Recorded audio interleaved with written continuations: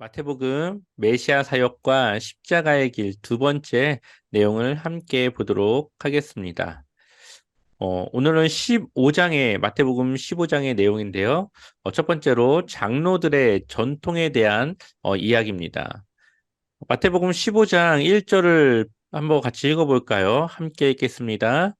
그때에 바리새인과 서기관들이 예루살렘으로부터 예수께 나와 이르되 아멘. 아멘. 네. 바리새인과 서기관들이 어디서부터 왔습니까? 예루살렘으로부터 예루살렘으로부터. 예수님을 일부러 찾아오게 됩니다. 이들이 예루살렘으로부터 왔다고 하는 것은 예루살렘에서 특별한 권한을 가지고 왔다는 것이고, 또한 그 예루살렘 출신들은 아주 말씀과 이 율법에 대해 정통한 다른 지역의 바리새인과 서기관들보다도 더욱더 전문적이고 정통한 그러한 사람들이 예수님께 왔다고 하는 것이죠. 그러니 예수님의 흠을 잡아서 예수님을 그들이 잡고자 하는 그런 계획들을 지금 실행해 나가고 있다고 볼 수 있습니다. 2절을 보니까 한 가지 문제를 그들이 지적하는데, 그때 당시 장로들의 전통이 있었습니다. 그 전통에 보면은 무언가를 먹을 때는 손을 씻어야 깨끗하다고 이제 하는 거죠. 근데 제자들이 떡을 먹는데 손을 씻지 않고 먹는 것을 이들이 보게 됩니다. 그래서 3절에 한번 같이 읽어볼까요? 3절 함께 읽어보겠습니다. 대답하여 대답하여 이르시되 이르시되 너희는 어찌하여 너희의 전통으로 하나님의 계명을 계명을 범하느냐. 범하느냐. 아멘. 이 아멘. 장로들의 전통이라고 하는 것은 하나님의 율법, 십계명을 조금 더 잘 지키기 위한 세분화된 그러한 지켜야 될 항목들을 정해 놓은 거죠. 그래서 구전으로 이제 이것이 전해지게 되는데, 그렇게 전해지던 이러한 장로들의 전통이 오히려 하나님의 계명을 범하게 되는 그러한 결과를 낳게 됩니다. 그것에 대해서 예수님께서 말씀하시는데요. 5절과 6절을 같이 읽어볼게요. 함께 읽어보겠습니다. 너희는 너희는 이르되 이르되 누구든지 누구든지 아버지에게나 아버지에게나 어머니에게 어머니에게 말하기를 말하기를 내가 내가 드려 드려 유익하게 할 유익하게 할 것이 것이 하나님께 하나님께 드림이 드림이 되었다고 되었다고 하기만 하기만 하면 하면 그 그 부모를 부모를 공경할 것이 공경할 없다 것이 없다 하여 하여 너희의 너희의 전통으로 전통으로 하나님의 하나님의 말씀을 말씀을 패하는도다. 폐하는도다. 하는도다. 그러니까 부모가 나이가 들면은 그 자녀들이 그 부모를 책임져야 하는데, 이때 당시 유대인들은 이 고르반이라고 하는 하나님께 대한 맹세를 통해서 자신의 그런 가격이 나가거나 가치 있는 것들을 고르반이라고 해서 외치면은 이제 하나님께 그것을 드리는 게 됩니다. 그러면 그것을 아무에게도 줄 수 없게 되는 것이죠. 그러나 자기는 그것을 또 집안에서 사용하게 되는 거예요. 그러니 이 부모를 위해서 무언가를 사용하고 해야 되는데, 이 고르반을 외쳐서 자신의 것을 사용하지 못하게 해서 부모를 공경하지 않고 부모를 책임지지 않는 그러한 일들을 하였습니다. 근데 부모를 공경하는 것이 율법이지 않습니까?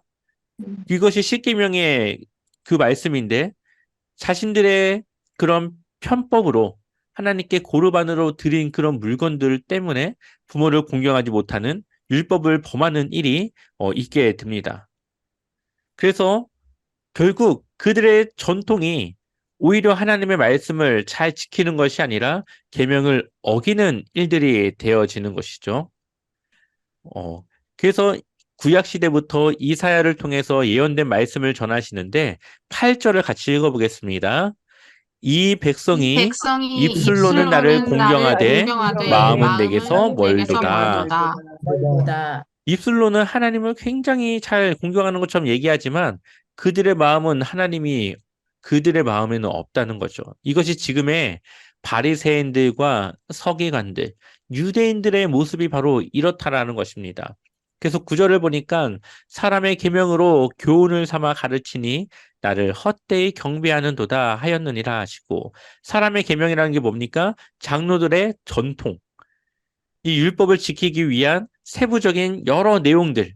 그런데 나중에는 하나님의 율법을 지키는 것이 아니라 자신들이 정해놓은 장로들의 전통을 지키는 것을 더 중요하게 생각을 하게 되는 것이죠.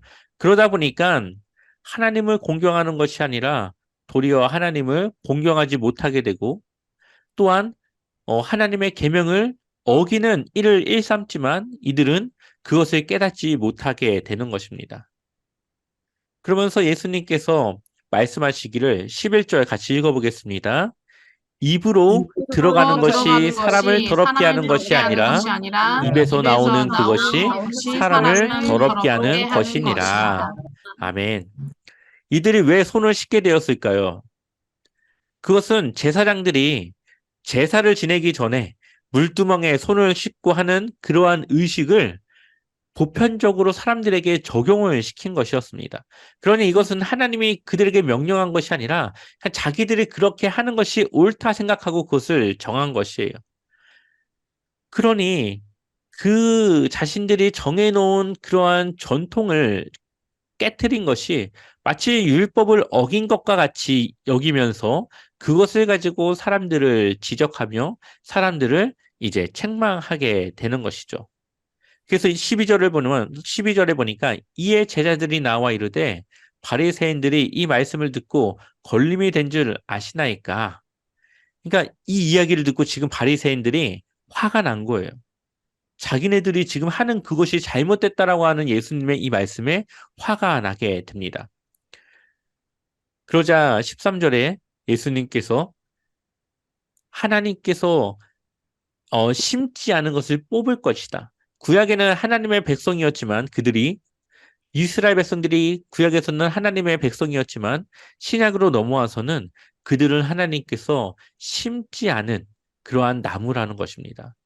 믿음이 없으면 하나님께서 심은 것이 아니고 무조건 하나님의 백성이 되는 것이 아니라는 것을 이야기하면서 지금 이 유대인들이 하는 일, 율법사들과 서기관들, 바리새인들이 하는 일은 그들이 맹인인데 그 맹인이 또 다른 맹인을 인도하는 일과 같다라고 이야기를 하고 있죠. 그들이 말씀을 많이 아는 것 같이 이야기하지만 그 말씀과 그 율법들이 하나님을 위한 것이 아니라 사람을 위한 그러한 것들이기 때문에 그들의 율법과 그들의 말씀이 하나님을 대변해 주지 못하는 것이죠. 하나님께로 인도하는 것이 아니라 오히려 구덩이, 죽음으로 인도하는 그러한 결과를 지금 가져오고 있다라고 예수님께서 말씀하고 있습니다. 그러면서 무엇이 더러운 것이냐? 18절을 보니까 입에서 나오는 것들은 마음에서 나오나니 이것이야말로 사람을 더럽게 하느니라. 아멘. 입으로 들어가는 게 더러운 것이 아니래요. 여기서 우리가 중요하게 봐야 될 것은 여기 이 예수님의 말씀은 지금 무엇을 선포하는 거냐? 이제 입으로 들어가는 것에 부정한 것은 없다. 원래 이 유대인들의 율법에 의해서 정한 것과 부정한 음식들이 있지 않았습니까? 이제 그것이 깨어지게 된 거예요. 입으로 들어가는 것은 그 어떤 것도 더러운 것은 없다. 오히려 입에서 나오는 것들.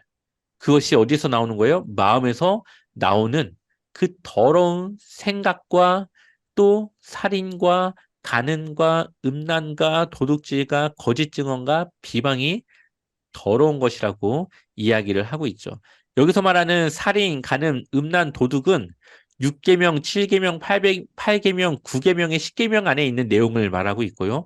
비방이라는 말은 하나님을 모독하는 내용을 말하고 있습니다. 하나님을 모독한다고 하는 것은 1계명부터 이 5계명까지의 그 하나님에 대한 그 계명에 대한 이야기를 담고 있는 것이죠.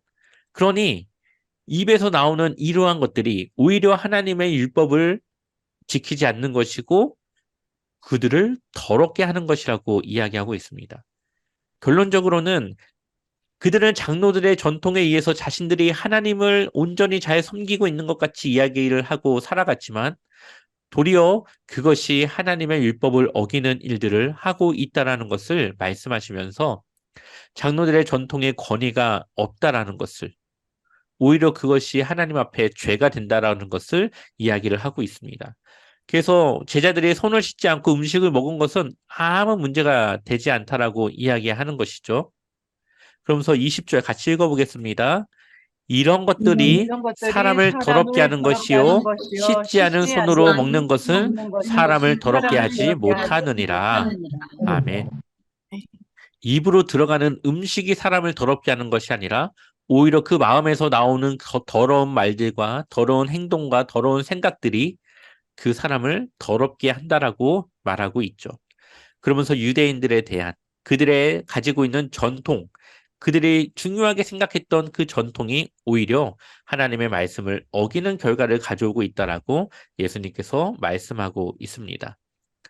그래서 또 이 유대인들의 그러한 예수님에 대한 부정적인 태도에 대해서 이야기를 하고 있는 것이죠.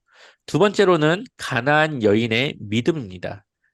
마태복음 5장 21절을 보니까 예수께서 두로와 시돈 지방으로 들어가셨습니다. 두로와 시돈 지방은 이방인들이 사는 곳이었고요. 예수님은 그 이방인 지역으로 간 것이죠. 22절 같이 읽어보겠습니다.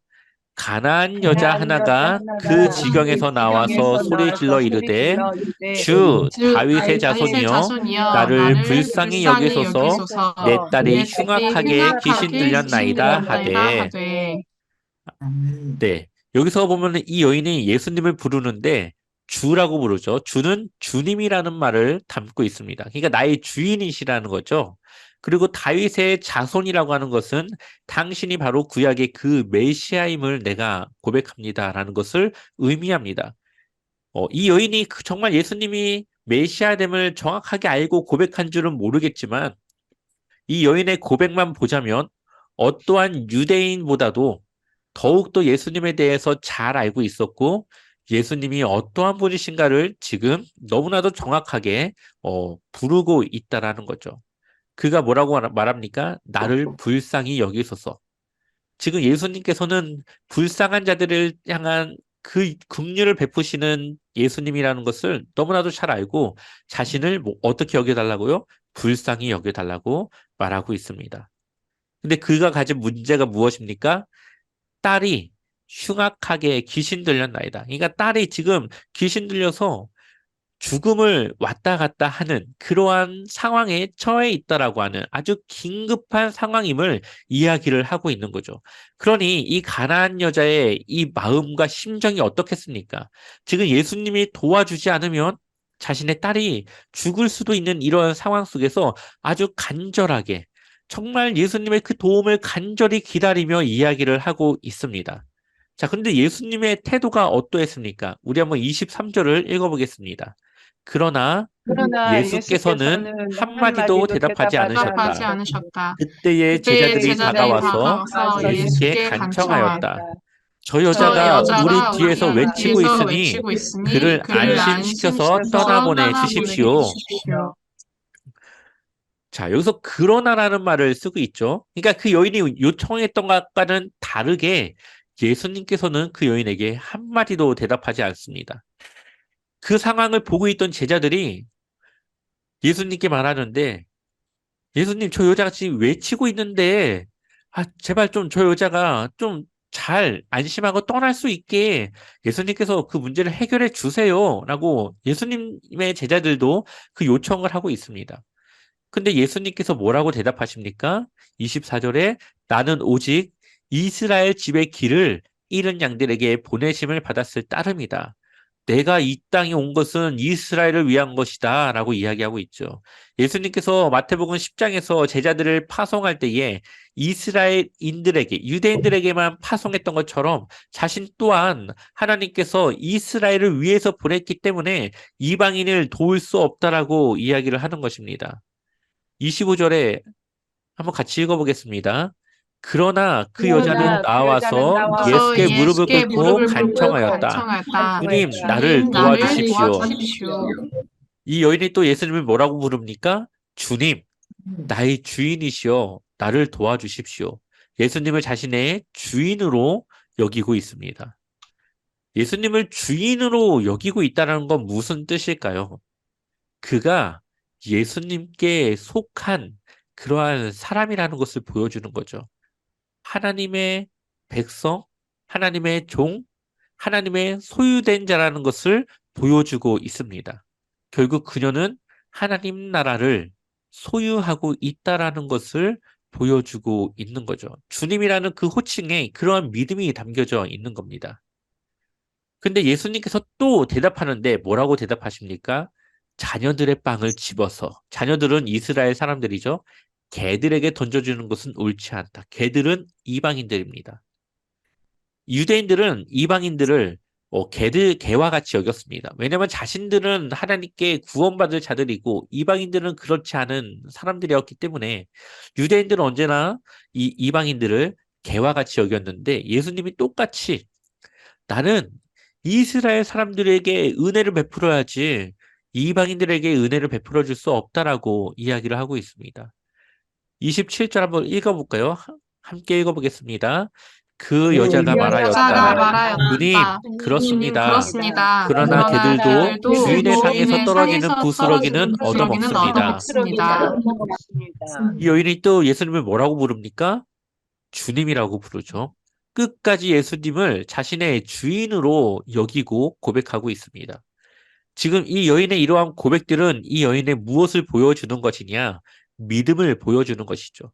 만약에 이 여인이, 뭐, 운이 좋아서 예수님이 고쳐주면 좋은 거고, 아님 말고라고 왔다면은 예수님이 처음에 그녀를 대답하지 않고 자신이 이스라엘을 위해서 왔다라고 하는 말을 들었을 때에 아마 돌아갔을지도 모르겠습니다. 하지만 이 여인의 믿음이 얼마나 확실했는지, 그리고 예수님께서 고쳐주실 거라는 것을 어떻게 확실하게 믿었는지를 우리에게 지금 보여주고 있는 것이죠. 이 여인은 끝까지 예수님을 자신의 주인으로 고백하고 있고요. 예수님은 이러한 여인의 믿음을 알고 그 여인의 믿음을 시험하고 있습니다. 그리고 끝까지 이 여인은 예수님의 말에 순종하며 또 그것을 수긍하며 자신이 개지만 이방인이지만 주님이 주시는 그 부스러기 은혜라도 나에게 그 문제를 해결할 수 있을 것이라고 하는 믿음을 예수님께 고백하고 있는 것이죠. 그 결과 어떻습니까? 28절 같이 읽어보겠습니다. 그제서야 예수께서 그 예수께서 그 여자에게 여자에게 말씀하셨다. 말씀하셨습니다. 여자여, 참으로 내 참으로 믿음이 내 믿음이 크다. 크다. 내 내 소원대로 소원대로 되어라. 되어라. 바로 그 시각에 그 여자의 딸이 나았다. 아멘. 앞서 보았던 이 유대인들, 바리새인과 서기관들과 이 이방 여인이지만 예수님께 믿음으로 나왔던 이 여인의 모습이 비교가 되지 않습니까? 이 유대인들은 예수님을 메시아로 여기지 않았고 오히려 예수님의 흠을 찾으려고 그랬죠. 하지만 이 여인은 예수님을 메시아로 고백하며 예수님께 믿음으로 그 문제를 해결받는 그 결과를 보여주게 됩니다. 그래서 예수님께서 처음 그 여인을 대할 때는 그러나라는 말이 쓰였지만 결국에 예수님께서 그제서야 예수님께서 그 여인에게 믿음이 크다라고 하는 그 믿음을 어 뭐라고 하죠? 그 믿음을 이제 인정하시면서 그 여인의 원하는 소원대로 이제 이루어주는 것을 보게 됩니다. 어, 이 믿음이라고 하는 것은 끝까지 지켜야 되는 것이죠. 때로는 우리에게 시험이 있을 수도 있고, 우리의 뜻대로 되지 않을 수도 있지만, 그 믿음을 지키고 그 믿음을 가지고 있을 때에 결국은 그것이 이루어지는 결과로 올 수 있다라는 것을 보여주고 있습니다. 아멘. 그리고 예수님이 이 여인의 믿음을 뭐라고 합니까? 내 믿음이 크다.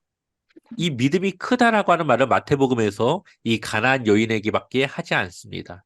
또한 원거리, 바로 앞에서 고치는 것이 아니라 굉장히 먼 거리가 있음에도 그 병이 고쳐지고 했던 것은 이 가나안 여인과 백부장의 믿음에서만 나타납니다.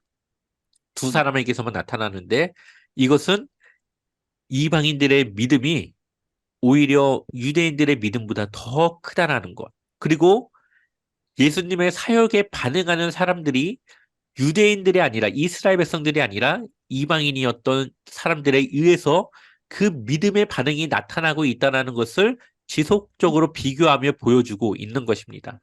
결국은 이방인들에게 그 믿음과 복음이 이어지게 되고 전해지게 될 것이라는 것을 이러한 방식으로 보여주고 있는 것이죠. 그리고 예수께서 그곳을 떠나 갈릴리 호숫가에 이르러 산에 오르셨는데 이 큰 무리가 이제 모였고 사람들이 또 나와서 많은 병을 고침받게 됩니다. 31절을 같이 읽어볼까요? 함께 읽어보겠습니다.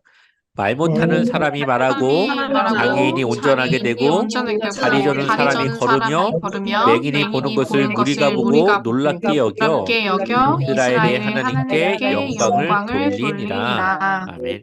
아멘.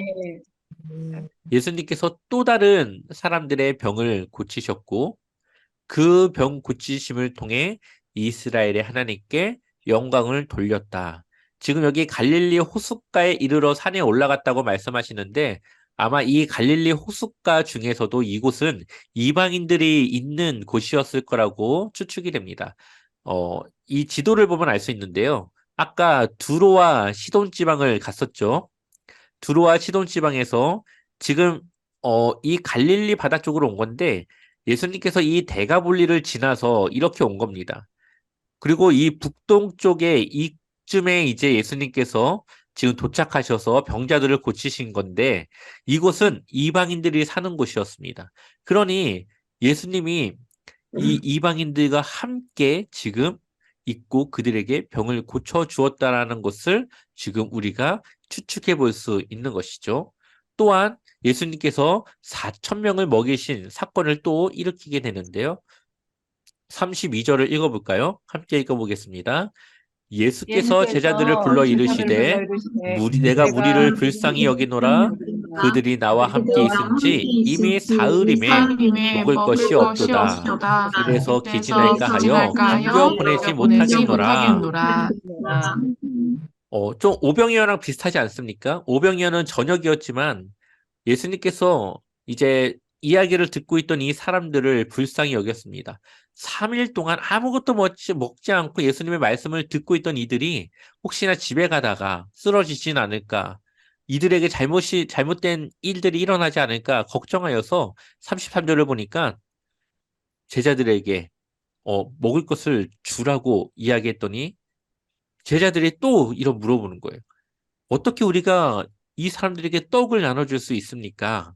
지금 제자들은 오병이어를 경험하지 않았습니까? 물고기 2마리와 보리떡 5개로 5천 명이 넘는 사람들을 먹였는데 똑같은 상황에서 이들이 또 똑같은 믿음을 드러내지 못하고 또 물어봅니까? 어떻게 우리가 이것을 할 수 있습니까? 그래서 34절에 예수님께서 물어보죠. 떡이 몇 개나 있느냐? 그랬더니 떡이 7개가 있고 작은 생선 2마리가 있습니다. 그래서 또 예수님께서 어, 그들을 땅에 앉게 하십니다. 여기서 앉게 한다라고 하는 말에는 이 잔치를 할 때에 이들이 앉는 모습을 표현하는 그 말로 표현합니다. 오병이어에서도 똑같이 그 말을 쓰고 있는데요. 그러니 이 오병이어와 이 칠병이어의 사건이 뭔가 이 예수님과 함께하는 이 잔치를 보여주는 그러한 의미라고 우리에게 보여주고 있는 것이죠. 자, 36절 같이 읽어보겠습니다. 떡 떡 7개와 그 7개와 생선을 그 가지사 생선을 가지사 축사하시고 떼어 축사하시고 제자들에게 떼어 주시니 제자들이 무리에게 주매. 주매. 아멘. 지금 무엇과 비슷해요, 지금? 오병이어와 비슷하죠. 오병이어도 뭔가 성만찬을 하듯이 축사하고 떼어서 주었다라고 하는 그러한 메시지를 담고 있는데 동일하게 칠병이어 이 4천 명을 먹이신 사건에서도 그것이 나타나고 있습니다. 어떤 학자들은 오병이어와 칠병이어가 똑같은 사건이지만 좀 다르게 표현했다라고 이야기하고 있지만 마태복음에서는 분명하게 이 두 개를 구분하고 있죠. 지역도 다르고 또한 그 결과도 다르고 또 생선의 이 모양과 떡의 개수도 다르게 표현하고 있습니다. 그러니 이것은 전혀 다른 두 개의 사건이라고 볼 수가 있는 것이죠. 그리고 이들이 37절을 보니까 배부르게 먹고 얼마나 남았습니까? 7광주리가 남았습니다. 오병이어에서는 12바구니로 표현을 하고 있고요. 여기에서는 7광줄이라고 표현을 하고 있습니다. 12바구니는 아마 12제자, 온 이스라엘을 말하는 것일 거고, 7광주리는 7이라고 하는 것은 완전한 수이기 때문에 모든 이방 민족을 의미한다라고 볼 수 있습니다. 그러니 예수님께서 자신이 생명의 만나로서 생명을 주시는데 온 이스라엘뿐만 아니라 온 이방인들에게까지도 생명을 주시기 위해 오셨다라는 것을 이 오병이어와 칠병이어의 사건을 통해서 우리에게 보여주고 있습니다. 그리고 동일하게 여자와 어린이를 제외한 4,000명 정도의 사람들이 먹었다라고 이야기를 하고 있죠. 우리 한번 마태복음 26장에 보면은 이제 예수님께서 최후의 만찬, 이제 그 사건의 이야기가 있는데 한번 이 두 가지의 말씀을 같이 읽어볼게요. 함께 읽어보겠습니다. 그들이 먹을 때에 예수께서 떡을 가지사 축복하시고 떼어 제자들에게 주시며 이르시되 받아서 먹으라 이것은 내 몸이니라 하시고 또 잔을 가지사 감사기도 하시고 그들에게 주시며 이르시되 너희가 다 이것을 마시라. 아멘. 떡을 가지실 때는 축복하셨고 잔을 가지실 때는 감사기도를 하셨죠.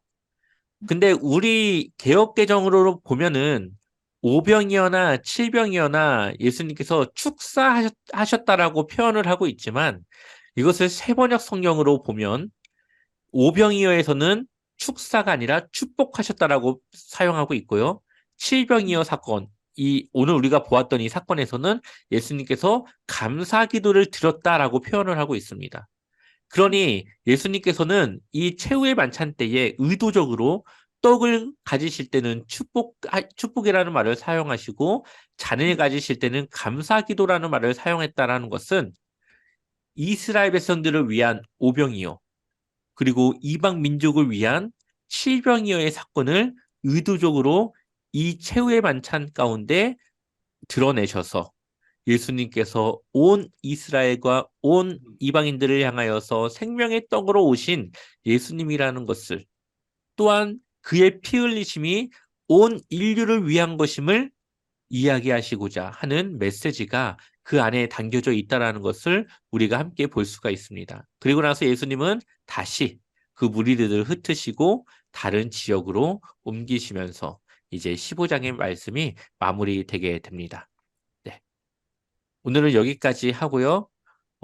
다음 시간은 이어서 세 번째 시간 함께 갖도록 하겠습니다. 여기서 마치겠습니다. 감사합니다.